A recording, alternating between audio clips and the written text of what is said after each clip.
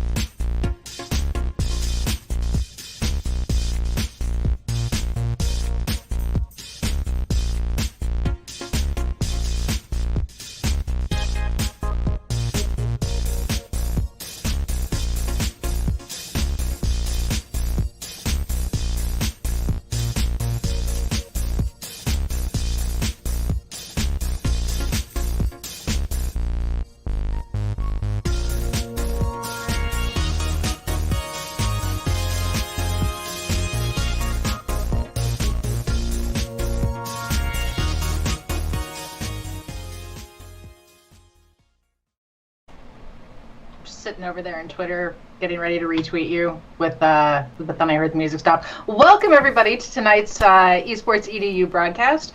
I am in the presenter's chair today. If you aren't familiar with me, I am Carrie Linden.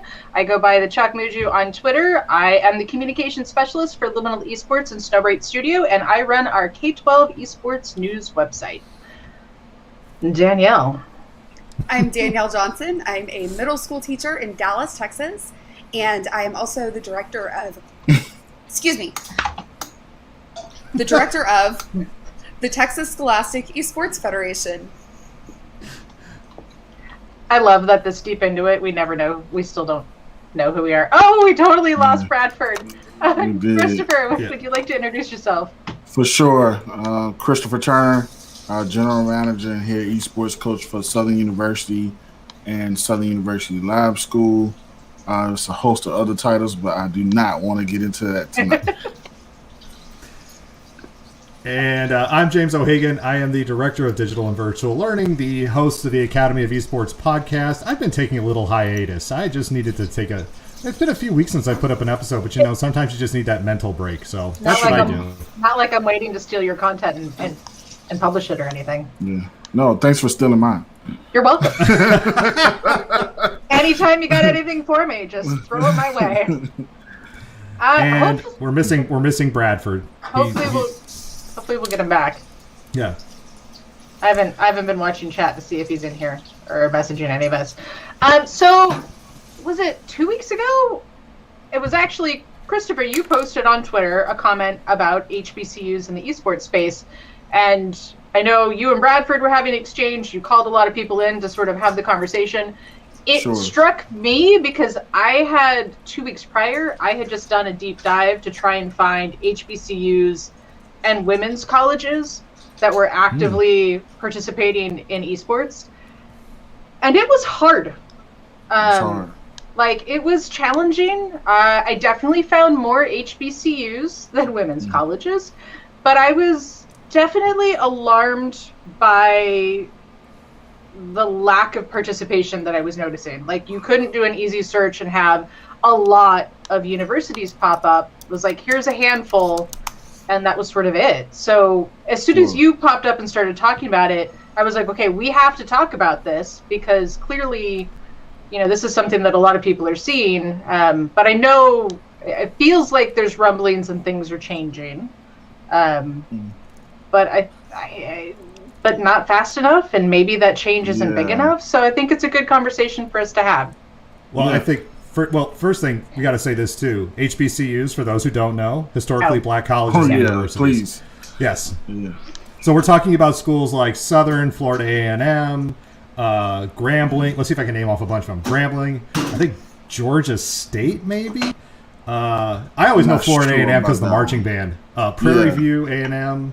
So yeah. Texas Southern. Yeah. Yeah. Southern. Yeah. Oh, Paul Quinn. Paul Quinn's in Texas, yeah. Yeah, it's in Dallas. My father-in-law used to be a professor there. That's awesome. Yeah. That's awesome. Yeah. Jackson State. It's a bunch. It's a lot. But Howard. Howard. Morehouse. So you can go on, but I think culturally we have to start somewhere. Like start at the foundation of where the problem started. So like culturally, as an African American, I wish Brad was on, but the price point of PCs are so high that a lot of African Americans and minorities can't afford PCs, and so it led that particular part of the culture to council play. And so when esports came about, we didn't have access to those PC games. Right. And so I might be, preaching to the choir here, but, maybe we have some listeners that really don't understand how far behind, African Americans and HBCUs are when it comes down to the tech space. HBCUs are normally underfunded. We don't get as much funding as PWIs. PWIs? What's that mean? Yeah, primary white institutions. Okay, all right. And so, it's a gap. It's a technology gap. It's a cultural gap, and it's a financial gap. And so, those are the three components to pretty much, that rally up my comment. Our question, I forgot what it was, but it's hard for me to be a forerunner in the space, and not to say I don't have any counterparts in the HBCUs space, but it's just harder for us to catch up. You have collegiate institutions and programs out here that are on phase 2 and 3 of their programs and going into curriculum, and they're on full blast. And not to say that it's every college, but it's more than the HBCUs have for sure. Well, and the other thing you have in where you are, you're in Baton Rouge. Yeah. So you've got not just the competition of other schools. I mean, you've got LSU right there in town with you. Sure. I think of some of these others, where Howard is, you've got Georgetown right there, or George Mason. You go to Atlanta, you've got, Georgia Tech is right there, but you've got, I think Spelman's not Spelman. Is it Spelman? Spell, yeah. And you have that, but at the same point, James, like LSU has probably a 5,000 person Discord that's for their esports, right? Mm-hmm. But it's a student nonprofit. Mm-hmm. LSU doesn't even back it. Mm-hmm. And they got 5,000. Yeah, like over the last 8 years. Mm-hmm. Okay. And it's a student nonprofit that was started by students, and they're going into that 8th year of transition. And so they operate fully. The only money that LSU has put into that program is a travel fee that came out of athletics for their Rocket League team to go to New York to compete one time. And that was like 2 years ago. Yeah. So that's another cultural problem too. Well, and when we think about too with, the one of the things that's great about esports is, yes, the cost of PCs are high. And when you say cost of PCs are high, you're saying that for a family to purchase. Sure. But, the thing that has always been so difficult with, what I've noticed in the past with HBCUs is that they couldn't compete against Division I schools like the Ohio States, the Texases, the Michigans. When you see them play those schools, they're playing them at the start of the season as a non-conference invitee, because they're getting paid to go up there and do that. Yeah, they get a check. This is something that if you get it set up right, isn't just you can compete against those schools at the same level, but now you're able to also, like I said, rethink of your institution in different ways around research and education as on the whole. For sure. I think an important thing for us to consider is if we're talking about allowing these schools to compete at the same level, we need to go farther down the line, and we need to be looking at financially supporting high schools so that the high schools that feed into the HBCUs also have adequate esports programs. And I think one of the things that, I mean, at least we notice in California is there's a huge technology disparity anytime you're looking at a school that isn't majority white. You know, you go to whole areas that have connectivity problems with internet. They're running, 10-year-old computers. Like, if they even have computers, there's huge issues with underfunding. So we're going to have to address not only at a collegiate level, but I think there's work that we have to do in the K-12 level as well. And I definitely agree. And how I'm looking at my program, and I hope some other HBCUs see this. Like, I want my hub or my land mass on my campus not to only be for students, but to be like a community hub for those high schools and middle schools that don't have access. Right. So that's all about programming too. But we have to get support to even build that land mass. And then too, a lot of presidents, chancellors, and I have to shout out Chancellor Pierre at Southern University's Law Center for being my champion and the whole staff at the Law Center for understanding what esports is and the whole ecosystem of it, because they really been supportive of what I've been trying to do. But you have a lot of chancellors and presidents and vice presidents within the HBCU space that are like, 60s, late 50s. They don't understand what gaming is culturally in the African American community. We were told to get off the game. It's not important. Go outside, do something productive, get in the books, do that. And like the conversation has to be had within that circle of gatekeepers or decision makers to even start the ball rolling within the schools itself. And not to say that you don't have some HBCU programs that are up and running, but they're not up and running to the tier that I see other collegiate programs running on. Well, you've been hustling for, let's see, what, you're on year 3 now? Year 3. But you started with your program started in the K-12 space, didn't it? Sure, yeah. Yeah, it did. But the school was still associated to Southern. Yeah, and so, let me break that down. I've broken it down on James's podcast before. So Southern University is the only HBCU in the country that has a system. We have our own board that answers to the Board of Regents in Louisiana. And so we have the Baton Rouge landmass, which is Southern University Laboratory School of pre-K through 12th grade. We have undergrad. We have Southern University Law, and we have Southern University Agriculture on that landmass. Then we have SUNO, which is Southern University New Orleans. That's another 4-year institution that's under the system. And then we have SUSLA, Southern University Shreveport, which is a 2-year college. And so hopefully we can get, esports rooms on all 3 campuses and service the whole state and hopefully some of the regional area too. Because like I said, I'm really looking at servicing those high schools and middle schools, like Carrie said. By the way, Bradford, you're back. Are you functioning okay? You're still muted. Uh-oh. Yeah, but it looks like you're muted on. Yeah, there we go. There you go. Well, I'm actually just getting off of this super long week of just getting things done and closing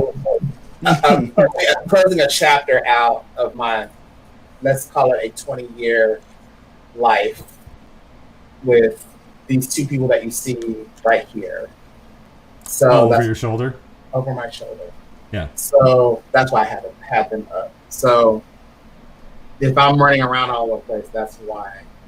But everything that, hi everybody, I'm Bradford. Those who don't. But everything that Christopher is saying is very true. But everything, just to narrow it down for me personally, everything I do is for the two children that you see on the screen up here. They're not children anymore. They're actually young men, young Black men and women officially. And so, which is the moment that that young man walked across the stage, my whole life literally just changed. My whole attitude and perspective of what I'm doing for my community. Not that it hadn't before, but the minute he got that paper and he's officially a graduate and he's walking into the world, my whole perspective on what I'm doing for the people in my community just ultimately just changed right off the bat. And Danielle knows this because Danielle knows I went into a huge paragraph text to her the other day, but there was more than one. It was more than one. And Christopher knows this too, because we've had several conversations about the importance of us being in this space as men and women of color, and how this is truly needed. And not only are people of color not understanding what this means, but others outside understanding what this means. And on my side of it, I am implementing and piloting things as well as tech stuff as well. But I even tweeted out the fact that, I don't know, it's a tweet that I did earlier this week, that there's 4 of us, young Black men, who are trying to push even more esports into our district, which, I mean, I don't want to say that it's unheard of, but let's be real, it is unheard of that they want to take this helm and be in this space. And they're asking me, well, Bradford, we want more. How can we compete? How can we do this? How can we be in UIL? How can we be in this space? How can we get shirts? How can we do this? I want more. I want more. And the organization hasn't even started yet, and they're already hungry. And so I have to feed that hunger, and I have to be ready for them to be in that space and be competitive, not just with the Maddens and the NBA 2Ks, but they want the Overwatches. They want the what's the new skin that played out, the Knockout City. They want to be in that space.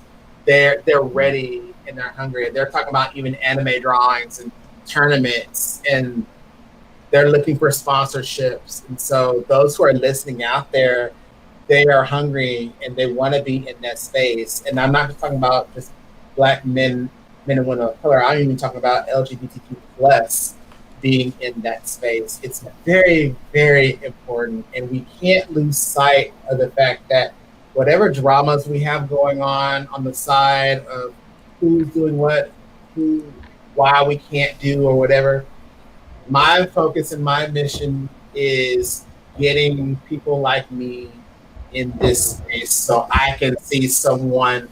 I mean, it sounds cliche, but I would love to see someone that looks like me, a young man or a young woman, raise that trophy and say that I did this.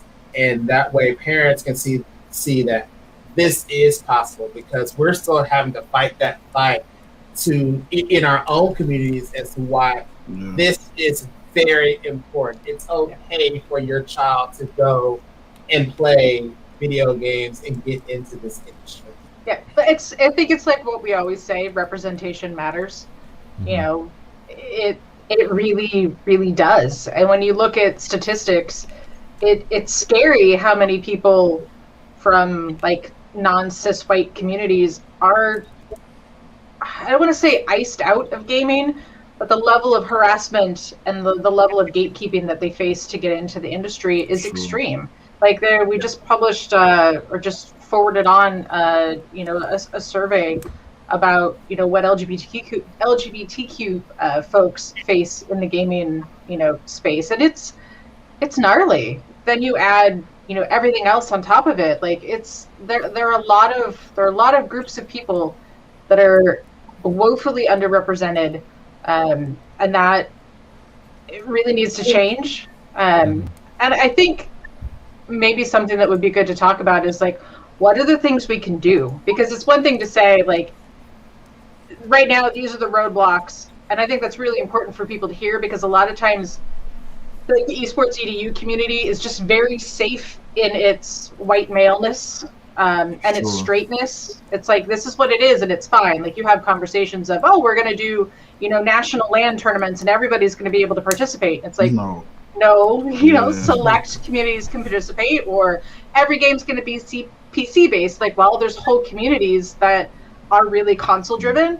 Well, everything's going to be an FPS. Like, well, there's a lot of communities that really like fighters or sports games. Sure. Like, we've got to take that narrow lens off and start looking at, like, what are the changes we can make to help make sure that make sure that we are all doing our part so that those students are hungry. Because I would think that, like, granted, like, yeah, there's funding and there's tech issues, but if more and more students were coming into HBCUs hungry for esports, the universities would have to start looking for ways to accommodate. Like, or do you think that's just too big of a barrier?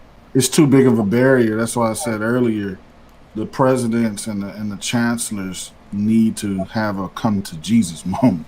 Like culturally, they don't understand the space. The children absolutely understand the space.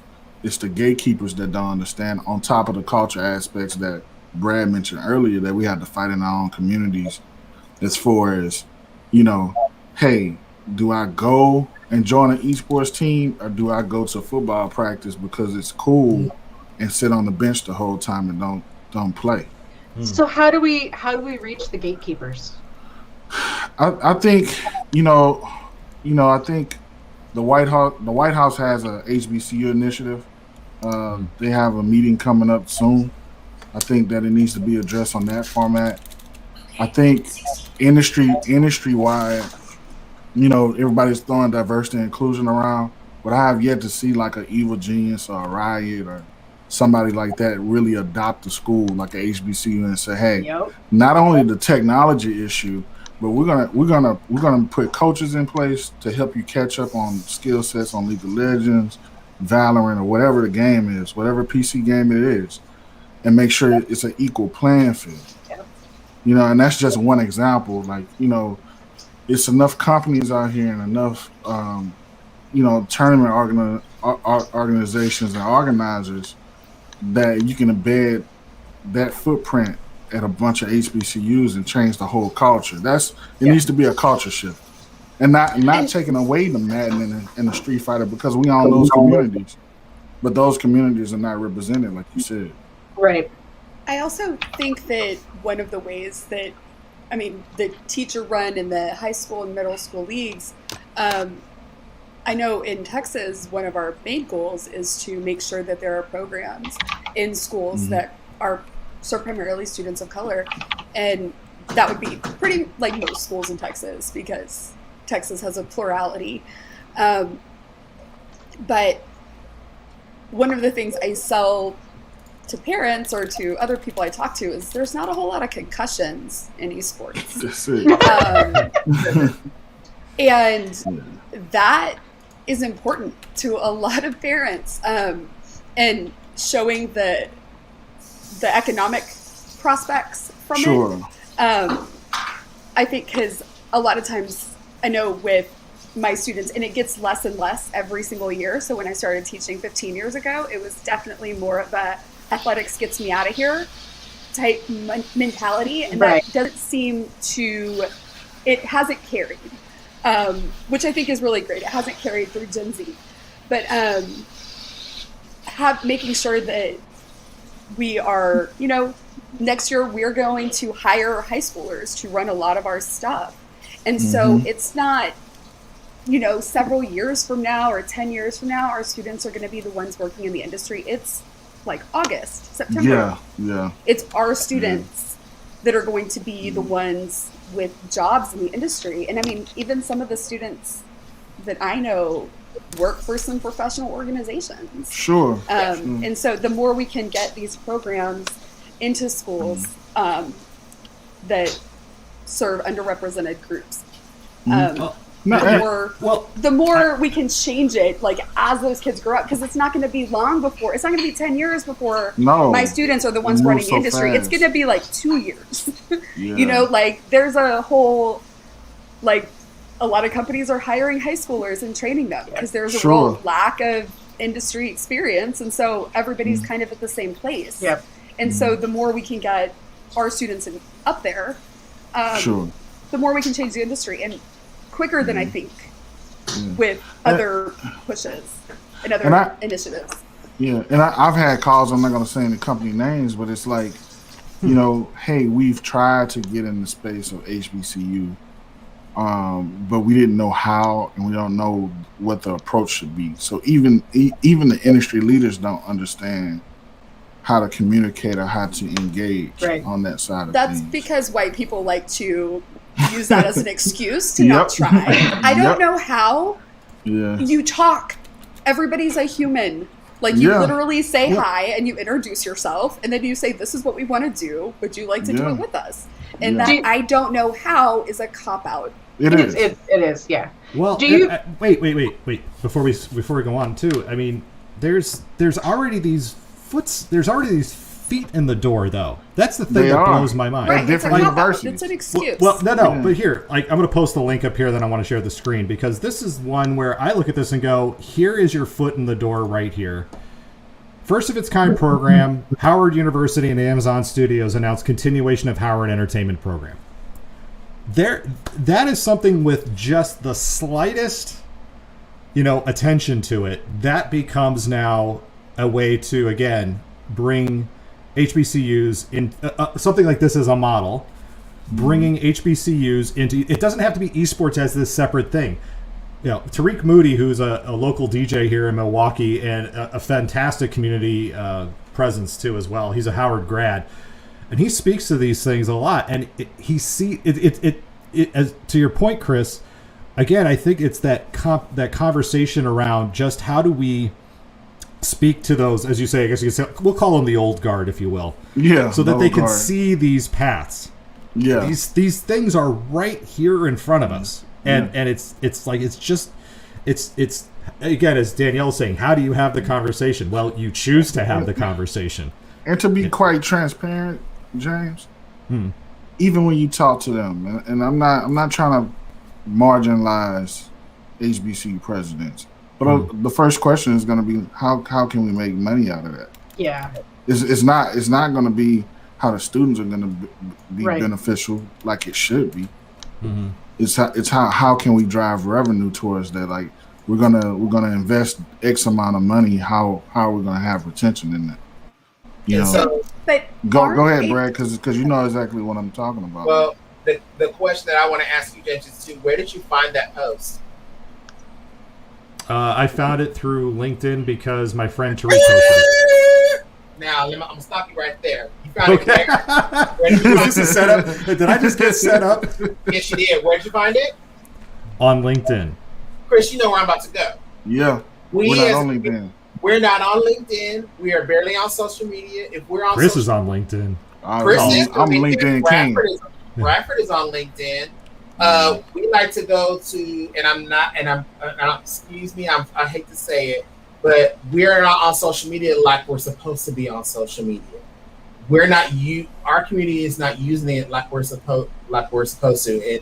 We're getting there, but you found that on LinkedIn. It would be Chris and my job to say, hey, Lenovo, look at what Howard's doing. We shouldn't have to do that, but that should be like Lenovo looking at, hey, let me see what's going on at Howard. But me and Chris have to push even harder to say, hey, Lenovo. And I'm not saying Lenovo. Lenovo, I'm sorry. Lenovo, we would love a sponsorship, please. Lenovo, Omen, these companies, look at what this organization is doing. I need y'all to go check it out. Yeah. But you got to be on LinkedIn. So that's why we're even talking to our younger students now. Remember, Danielle, when we were in Black GamerCon, we're talking to those students in college. And I was just a middle school session talking about, hey, y'all need to get on LinkedIn right now. In 7th grade, Yes, you do. You can start building your portfolio now, and it doesn't matter if it's not the best, but you need to start not worrying about, the fights that are happening in the hallway and shooting that and what you ate last night for dinner. It's about the content that you're building and what you want to grow in your community and what you want people outside of your community to see. The fact that, James, that you found that is awesome and great, but other people outside of your community and our community, we need to find that and share that out. Say, hey, Howard is doing this awesome thing. We need sponsorship so that when people knock on the president's door and say, hey, what's going on over here? The president is going to be confused and want to go and talk to Christopher. Hey, Christopher, I have tons of people knocking down on my door asking me about this. What is this about? Obviously, this is important because I can't get phone calls to stop calling me. I can't get emails to stop. And the money, they're not even going to worry about it. They want that notoriety first. Yeah. They want people to come to their university first. But we got to start being in that digital space a lot more. It doesn't make an impact if James O'Hagan is finding that in LinkedIn. It makes a huge impact if Chris, me, James, Daniel, Carrie, all of us are saying this is what's going on here. This university wants that support. That's where the impact is going to happen. And to Brad's point, I'm not going to sit here and say that it's been no forward movement to Carrie's point. I don't really, this is my personal opinion. I really don't like all the HBCU leagues. I feel like we should just go out and compete, whether it's an HBCU league or not. But you have people in the space that are starting things that are doing great movements. I mean, you have all of the HBCU conferences involved in esports in some kind of capacity. But I think just from, I kind of lost my point, but, the universities have to own their programs. You have 5 different HBCU leagues going to sponsors saying, hey, we have X amount of schools when they really don't. They really don't have licensing deals with these colleges. They have students playing in those leagues. This sounds just like the high school esports space now. That are at these colleges. They don't have licensing contracts. So if Brad goes to Sony and to PlayStation and says, hey, I have 12 HBCUs, and I go and I say I have 20, and Danielle goes and I have 5, and we all pitching the same idea that we want to help diversity and inclusion within the HBCU space. Now PlayStation is looking at us like, wait a minute, it can't. Something's wrong here. And so the schools are not really getting the help and funding that they need because all of these leagues are coming up. And so each HBCU is going to have to own their program and make their own deals to benefit students. This is what it's all. It's all about benefiting the students and getting them career paths. And hopefully, you have a 1% kid that makes it to the main stage. Right. But I think the typical African American family doesn't know, a videographer in the space can make like $70,000. Yeah. Like that's a life changer, man. Like for somebody that's a part of our community to make that type of money, or make a 6-figure job doing coding or something like that. Like anything STEM and STEAM, it just needs to be pushed. Like we plan on paying our students next semester $15 to $25 an hour, and that'll be their after-school job, right? That'll be their after-school job. Yeah. And I know our entire schedule for our school district, like high school ends super early because a lot of our kids work, and to pay rent, help pay rent, and that $25 an hour job that's a way to like contribute to your family and start saving like while you're in high school. Sure. Yeah, I guess because I noticed like there's definitely organizations popping up. You've got Community, which has been really vocal and active. You've got the Black Collegiate Gaming Association. I guess the question that I have, especially with the leagues that are popping up, to me, like when people announce like we've created a women's only league or we're having a women's only tournament, like I get where people are coming from, but it's still isolating. Like it's still not allowing that population to enter into the mainstream. And I wonder if you feel like it's very similar with HBCU only leagues. Like, you know, are we like we're creating a safe space, but we're still putting a barrier between like what James was saying earlier. It doesn't take $100 million facility to compete in esports. Yeah. And so when people get that, it's like I had a conversation with Dr. G from Shenandoah the other day.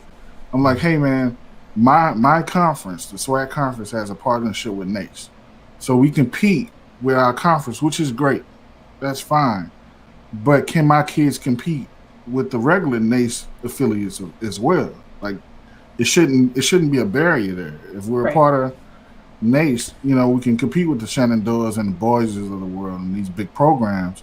And it's all about exposure. Like my main thing is exposure leads to expansion. I'm trying to expand my kids.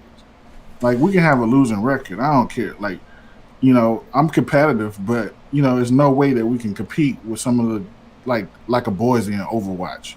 Yeah. They have scholarship dollars. They're recruiting. They're doing, you know, the work. So on that side we can, but you know, at least we get an opportunity to. Well, what I have to say though is, you know, people, as you said, you don't need the $100 million facilities. I mean, you started with a console, and you had a kid win like the national, you know, 2K tournament or what, you know, rings and everything. I mean, and people think like, oh, Chris has got this amazing, you know, facility. No, your amazing facility in space was just built like a couple months ago. Yeah, a couple months ago during COVID. You know, right? And you were doing all the cabling. You didn't hire somebody to come in and do cabling. You were crawling under tables and getting gross and sweaty and disgusting. You know, setting that up with yourself. You know? And you know, I mean, I'm completely sold on the space. Like, you know, I consider all of y'all on this call friends. Like, I'm in the space, and so I know what the impact is. And so, like, even my Southern program, I shout out to Marco Elwoods. This guy's been playing Madden since the age of 12. He's the third ranked Madden player in collegiate. He won over $4,100 last semester in one semester. Mm-hmm. Like, you know, for him to say, hey coach, I really don't have to get a summer job, but I'm gonna get one just to save money, but everything is taken care of. I'm not worried about anything. Like, those are the stories that people don't hear. Right. You know, they look at the achievements of me, you know, and that's something that I want to do better next year. Like coming into the fall is like pushing my student stories out there more, because everybody sees the room, like James said, but they don't see the back end work and the work that the kids are putting in. It's all about the students. Well, and I think we have a very biased view of esports, just in gaming in general. Like you put out a call, show your battle stations, and everybody's got 4 monitor setups with, you know, stream decks and LED lighting. And that's not where it's at, and it shouldn't be where it's at in the heart. Nothing. Well, but it shouldn't be, like, especially for the esports educator. Like, let's take it down a lot. Let's be modest. Like, what do we need to have to get our kids on? Like, where are we meeting them where they at? Or if we're spending all our money on fancy chairs, we're spending the money in the wrong place. Like, and I think we need to start putting kind of that emphasis on it. Is like, yeah, okay, great, this stuff is nice, but what really matters? Like, yeah, you can use a $15, $20 mouse. You can be running off of office chairs. Like, what matters? Do we have the rigs? Are the rigs good enough? They don't have to be flashing lights. They don't have to be, top row line. Like, are we being realistic about what we're expecting? And I love that, like, telling the story of what's happening. Like, we had Mexico Bulldogs. I'd reached out to them because they were having a ladies' night, and it didn't go the way they planned. But they were like, well, do we still want to publish this article? And I'm like, yes, because people need to see the reality of what's happening in esports. Sure. And we're not. We get to see these candy-coated stories that are successes. We don't get to see the trial and errors. We don't get to see the struggles. We don't get to see, like, real genuine ways that gaming has really impacted our students. We get to see these very I say subverted versions of it. And I think, being able to share the real aspect of what is impacting our teams and our players, it's just so important. Like, we need more of that. Yeah, it is important, and like, shout out to Danielle, what she's done with tech stuff. Like, I think Danielle has the same sentiment that I have with my program. Like, I want to build something out that's, it's no cookie cutter blueprint, but I want to change the conversation. Like, paying her students next year, that's unbelievable. Like, if I had somebody to step up on my side of things, and we have a foundation at Southern, so if they went to the foundation and said, hey, we want to put X amount of dollars into the esports account, right? Then I can start scholarships. Like, I need graphic designers. Like, I'm not bragging, but I do all the graphic design work for my programs. Like, she's pointing. Like, it's like, every social media post, every meeting, everything is organized by just me. And so it should be student ran, and that's the way it should be. But the students need resources too. Like, they're struggling too. Like, they have to pay rent sometimes. They have to eat. And sometimes, a lot of times, that's not taken care of. They're not on scholarship or anything like that. And so it's just that type of support to change the conversation. Go ahead, James. Well, I know that there's certain things on every campus, collegiate campus and high school campus, and even middle and elementary, that drives some of the culture. Like, you go to Texas, right, and it's football. Okay, by and large, it's going to be football, right? Southern HBCUs. I know the band programs on a lot of these schools kind of drive. They're the show. Like Southern versus Grambling, the halftime show. Again, I was a band kid all through college. For sure. And I was kind of like, I really wish I could have not gone to Purdue and marched instead in the Florida A&M band or something like that. A good drum line is fantastic. Well, that's what I'm saying. Like, you want to connect HBCUs into esports. Get that drum line in for a competition. Get that band coming. There should be that excitement around it as well too, to engage the university in ways that people just stand up and go, oh, this is kind of a big deal. We're finding there's all these little. Every campus, every school has these little things that I think we can. I hate the word exploit, but we'll say exploit to further leverage. Leverage is the education word. If you want to hit it, it's leverage. To leverage what we want to do, and we're talking about HBCUs as if they're a monolith, when really, as Chris, what you were talking about, every campus, every school needs to attack this from their own perspective. Yeah, own perspective, own culture, and then and not to keep pointing out the negatives. And I'm saying that to Carrie because I know I've been being negative, but it's like, for example, I'll give you a perfect example. I had a bunch of band kids that wanted to play esports, but they're in band practice all day, every day. Yep. So I'm on a band scholarship coach. I can't play the game like I want to. Now I'll be a part of the club, like I'll come to some of the club activities, but I can't really play like I want to. Yeah. And I'm talking about high level players, James. So it's like it's a priority thing too, which I understand.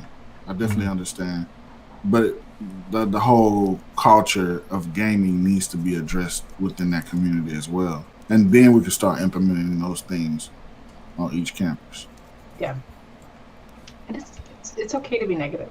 I think we're being. I was trying not to make a joke about it. You're with a group of teachers. Like, we're the. They complain all day, right? Respectfully. We're being respectfully critical with solutions. Yeah. We're all for that. Yeah. That's what it's about. We are being. In this case, we are being. We are being respectful. Yeah, that one I will. That one you'll own. But you mentioned some people that are doing some great things in the space, and they have some institutions like John C. Smith just announced they did a scholarship with the Hornets, the NBA 2K section of the Hornets. So to see stuff like that happen, and then like a lot of the deals in esports as far as HBCUs are done on the East Coast. side of things. So it just needs to spread over west a little bit. And, yeah, and just be, a more balanced approach to it, I think. And I think that's for high school and middle school as well. Like, I just think that it needs to be a bigger playing field, and we need to keep students first before we get the flashy lights and the chairs like Harris. But didn't Johnson C. Smith University, I've read that their esports program is actually a revenue generator for their university. It probably is. I mean, they were the first ones to. That was the first HBCU to adopt the esports program. And you said like the college presidents are like, well, how's it going to benefit us? Yeah, like, but see, revenue wise, it's kind of like what James was mentioning earlier. You have like an LSU that has esports, but then you have like let's like Moog over at OU or Dr. High School at Boise. Those are big enough schools to make an impact within that community, right? And Johnson C. Smith is a smaller university, a smaller HBCU.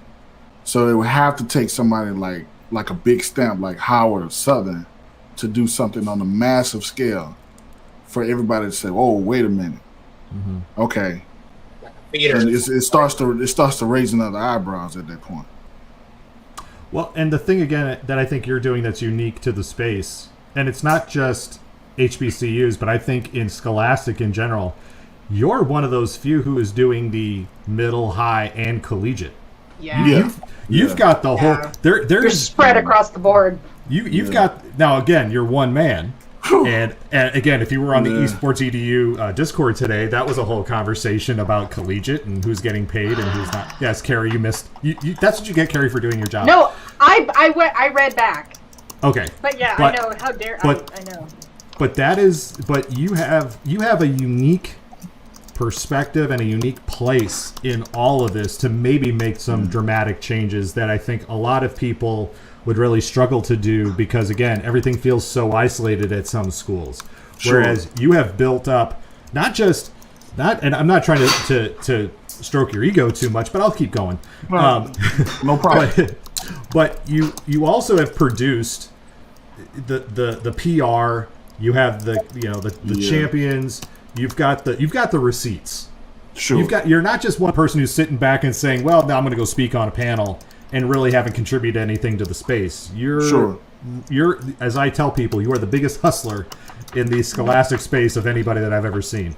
I mean that in a good way, not in a bad way. I need a T-shirt that says I'm the biggest hustler in esports. Well, get the esports team. Oh, Brad, did you see my shirt? Yeah, I need to go ahead and get mine. But thanks for the compliments, James. Yeah, I mean, I'm that guy. I can't say that I'm not a big poster on LinkedIn. I am. You are. You're more than me. Yeah. So I can't say that, but personally, I'm that guy that I'm not gonna go in the room and say, "Hey, this is my idea. This is my pitch." I want to say, "Hey, this is in place. This is in place. That is in place.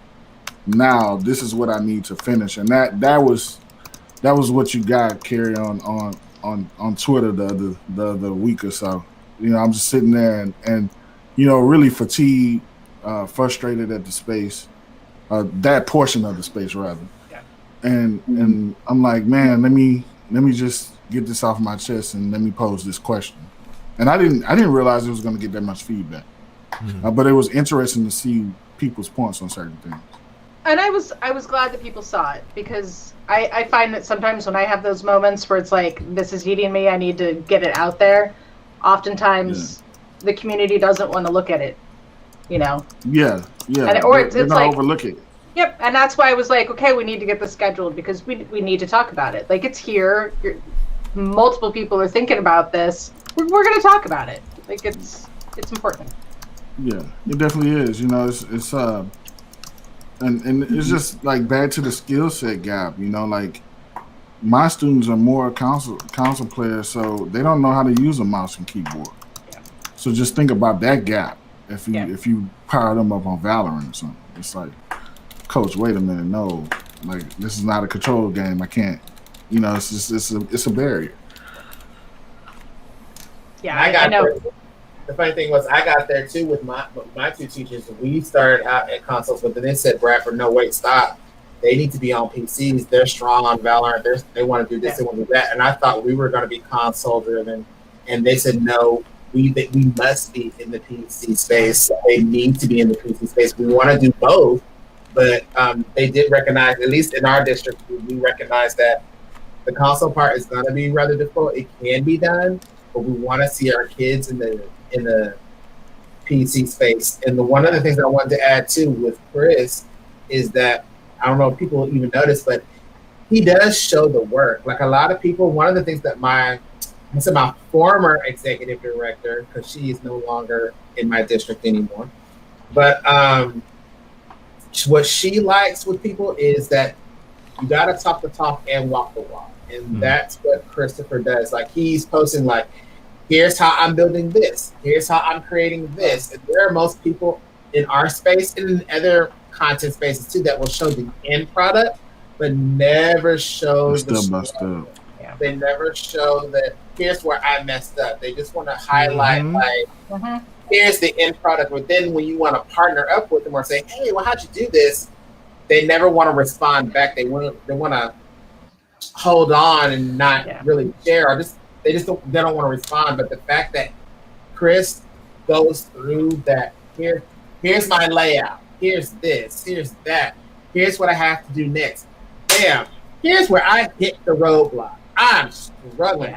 Help. And the fact that you put that out there on Twitter or a social media platform, that's where people need to listen. And I wish, not even just in Esports EDU, I'm challenging all people in general. SEL, math, EL, all that content. I need for all of our directors to say, you know what, Dan, I'm really struggling with my kids learning how to read. I'm really struggling with my kids learning how to learn this math concept. Help. Like, that's where Christopher is at. Like, I've been so successful in this part, but here's my roadblock right here. Yeah. So I can be successful. That's what I appreciate about it. No, thank you, Brad. I mean, for me, it's all about being transparent, and I can't go out here and keep asking for partnerships and sponsorships and even like alumni to give and not be that transparent. You want to make people feel like. Wait a second, time out. Yeah, you're saying that if you're going to ask people for things that you have to be transparent about what you're really doing, okay. Unless it's a venture capitalist, apparently. Oh, right. Unless it's a venture capitalist. Yeah. I mean, that's just the integrity in me, James. I swear, it is going to be the downfall of everything that we do. It will be. The downfall of everything is, Bradford, you were kind of alluding to. There's always these, everybody's, come on. You've all been to these ed tech conferences. You've all sat there. Everybody tells you about how they do it. And they've got 100% this, and they've got 100% that, and they've got full parent whatever, and they've got all these kids reading at grade level, blah, blah, blah. And then you peel back the layers, and you find it's a little segment of something, or it's a little bit of this. We in this space need to be fully transparent, fully honest, because guess what? People are already looking at us side-eyed because it's video games. We have to be above board on everything, and that doesn't just go for when we tell our story. That's when we talk to each other. Yeah. That is why. Yes, look. Some people seem to think again, I'm a vocal minority. I don't think I am. I don't think I'm a vocal. I think I'm more the vocal of the majority that just chooses to be non-vocal, and that's fine. But this is going to only work if we are transparent and honest and open with each other and supportive of each other in really honest ways. Not fluffing our numbers, not BSing about, how funding happens or whatever. We have to be real. And this is only going to work if we are. Well, I'll get off. No, sorry, I'm playing the part of Bradford tonight. I'll get off my soapbox now. I mean, that is your soapbox. No, and we need to be comfortable being wrong.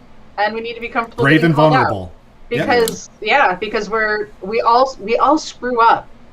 Like we all screw up. And running a tournament is hard. Yeah, well, doing everything is like adulting is hard.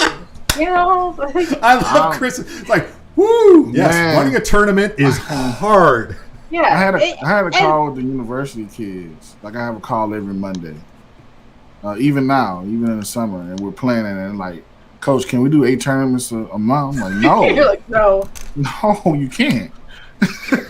What about 4 in a semester? 8 a month? Did you say 8 a month? No. I'm like, no. That's, Like, you trying to kill me early. yeah, right? Like Saturday, that's like the weekend, Saturday and Sunday. What, are you serious? Are they going to class? Yeah. They're going to class. They're enterprising. Yeah. You let me know how successful they are and have them come over to Texas. I was gonna say if they want to rank 8 tournaments a month, I'll give them a job. Where the real numbers are. They could start the whole Louisiana State League at that point. And y'all, if you hear that they want 8 tournaments a month, I mean, if that's what they want, come over here. Yeah. So I don't. I'll give them a job up in Wisconsin. They don't even have to leave the state. And that's I have the to do- thing, I like- have to do a shameless plug though. Not shameless, just plug. Just Yeah. plug. Just plug. And I'm sorry, Danielle. I'm about to mention. Well, I'm just gonna say it. So Yeah. James and I, we met 2 years ago, right? Well, Yeah. no, 3. Yeah. Like 3 years ago. He was real impressed with my take on 2K, and culturally, Brad, 2K is African American game. Like that's what we play. So Try. I'm partnered with High School Esports League, and I'm going to be the general manager for the first high school 2K Pro-Am league. Awesome. This summer is completely free. Nice. Awesome. You're gonna have drills by professionals, by ex-2K NBA 2K players or Pro-Am players. You're gonna have Q&A with some of the coaches and players. Can I sign up? You can sign up, James. I need to. I need to know. That sounds awesome. But for people that don't know, the Pro-Am style of 2K is 5v5. Okay. And so hopefully this works out, and we'll continue in the fall, and then we'll have schools to sign up, and it brings a more team aspect than just playing that game 1v1. Right. How are you guys? How does it work with the cross-play? Because that's one of the things with schools that we have an issue with is like we can't tell people to commit one way or the other. I know. If you know anybody at PlayStation or Xbox, I have a whole idea like Pepsi Coke split, how we can work this out. But like, how are you guys working that? So the way that I build it is just going to be a Xbox division and a PlayStation division, Okay. and we're doing all current gen. We're not worried about next gen right now. Got You it. know. Cool. So we are quickly approaching 5:30, but we really commonly get right to that end or pushover. Does anybody have any final thoughts, which doesn't have to be on topic, but any last parting words that you have for the esports EDU community for tonight? Brave and vulnerable. That's mine. Yeah. Be brave. Be vulnerable. Tell the truth. Be transparent. Now's the time. Now's the time. Sure. Yeah, and I just want to call out all these industry people that preach diversity and inclusion. Like, where are you? Why were you not on my comments? They're making their logos rainbow. Chris, what are you talking about? Whew. It's June. Just for the month. Yeah, Dude, well, of course. The Riot one was the one that got me the most. Yeah. Like, whatever. All right, Riot, whatever. Oh man. Anybody else? I was on. I mean, I love our podcast, but I'm on. I got interviewed by a real journalist, which is super exciting for me. So, Lewis Johnson's All In with Esports podcast. Like, keep subscribe and hit the notification bell so that way you know when you Send me a link when it comes out. Yes. Yeah. When is the post date, Daniel? I have no idea. You have no idea. We excited. recorded it this afternoon. I am just beyond thrilled. Like such a journalism It's nerd awesome. that I love it. For me, mine is like, don't forget K-12 ESN is out there. I know we're small. I know we're still getting going, but my whole hope is that I can amplify everybody's voices.